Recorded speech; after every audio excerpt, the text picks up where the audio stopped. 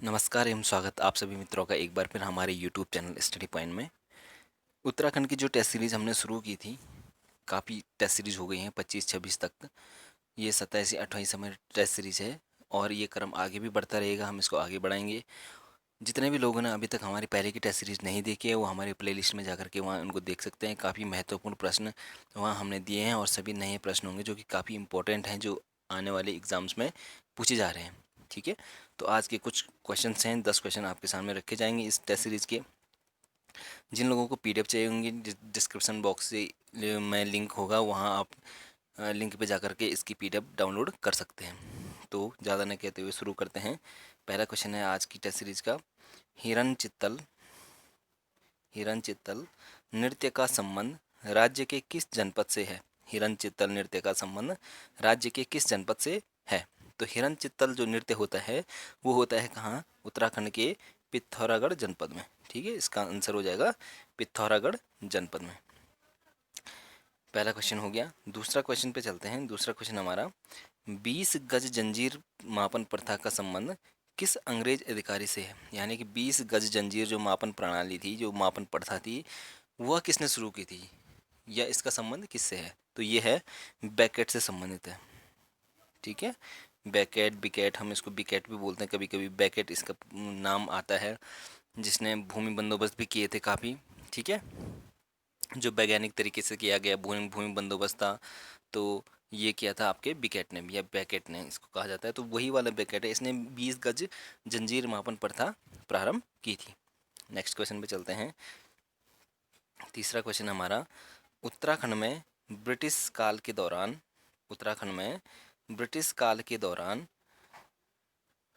बने हुए अधिकांश भवन किस शैली से निर्मित हैं? उत्तराखंड में ब्रिटिश काल के दौरान बने हुए अधिकांश भवन किस शैली से निर्मित हैं? जब ब्रिटिश काल था उत्तराखंड में, तो उस समय जो भवन बने थे वो किस शैली में निर्मित हैं? काफ़ी इंपॉर्टेंट क्वेश्चन है। तो ये बने थे आपके गौथिक शैली में। ठीक है, नाम याद रखिएगा, गौथिक शैली में बने थे आपके जो ब्रिटिश कालीन भवन बने हुए हैं उत्तराखंड में। ठीक है, जिसमें आपने देखा होगा, कहा जाता है कि जो ये भवन बने होते हैं इसमें जो दाल होती है, ठीक है, काली दाल का जो लेप लगाया जाता है उसमें से इसकी ईंटों को चुनवाया जाता है, ऐसे कहा जाता है, तब तभी ये इतनी पक्की होती हैं। जैसे आपने देखा होगा पुरानी इमारतें जो आपने हाई कोर्ट देखा होगा, जो नैनीताल का, ठीक है, तो वो भी काफ़ी पुराना है और काफ़ी अभी मजबूत है। तो ऐसे जो भवन हैं ये बनाए जाते थे गौथिक शैली में और काफ़ी मजबूत अभी भी ये हैं। नेक्स्ट क्वेश्चन पे चलते हैं। चौमासी, जलीसेरा, बगची आदि बुग्याल राज्य में किस जनपद में स्थित है या कहाँ स्थित है?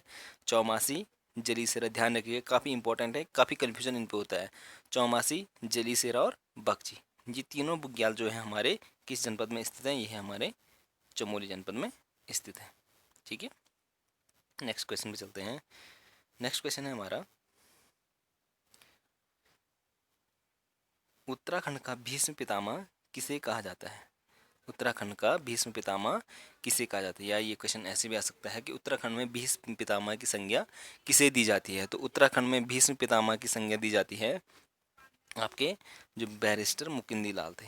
बैरिस्टर मुकुंदी लाल को उत्तराखंड का भीष्म पितामह कहा जाता है। ठीक है, नेक्स्ट क्वेश्चन है, रतन कवि का वास्तविक नाम था? जो रतन कवि थे उनका वास्तविक नाम क्या था? इंपॉर्टेंट क्वेश्चन है। इनका वास्तविक नाम था यहाँ पर क्या था? क्षेमराज। ठीक है, क्षेमराज या खेमराज हम इसको भी बोल सकते हैं, क्षेमराज इनका वास्तविक नाम था। सातवां क्वेश्चन हमारा, गढ़वाली बोली की प्रथम रचना कौन सी थी? गढ़वाली बोली की प्रथम रचना कौन सी थी? तो गढ़वाली बोली की प्रथम रचना थी आपकी जो गोरखवाणी है। ठीक है, गोरखवाणी, ये गढ़वाली बोली की प्रथम रचना है, गोरखवाणी। अगला क्वेश्चन हमारा,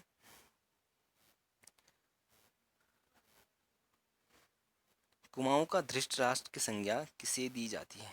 कुमाऊं के धृतराष्ट्र की संज्ञा किसे दी जाती है? जो कुमाऊं का धृतराष्ट्र है वो किसे कहा जाता है? तो कुमाऊं का धृतराष्ट्र कहा जाता है शक्ति गोसाई जी को। इसका आंसर हो जाएगा शक्ति गोसाई जी। ठीक है, शक्ति गोसाई को कुमाऊं का धृतराष्ट्र कहा जाता है।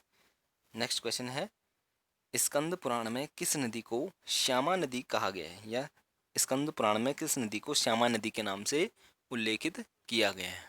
तो स्कंद पुराण में जो श्यामा कहा गया है वो कहा गया आपके काली नदी को। ठीक है, काली नदी को कहा गया है यहाँ पर श्यामा नदी। ठीक है, तो ध्यान रखिएगा, इंपॉर्टेंट क्वेश्चन है। स्कंद पुराण में श्यामा नदी किसके लिए कहा गया है? वो कहा गया है काली नदी को। ठीक है, जो आजकल विवाद चल रहा है काली नदी पे भारत और नेपाल का, तो यही काली नदी, इसी काली नदी को यहाँ पर कहा जाता है श्यामा। ठीक है, स्कंद पुराण में।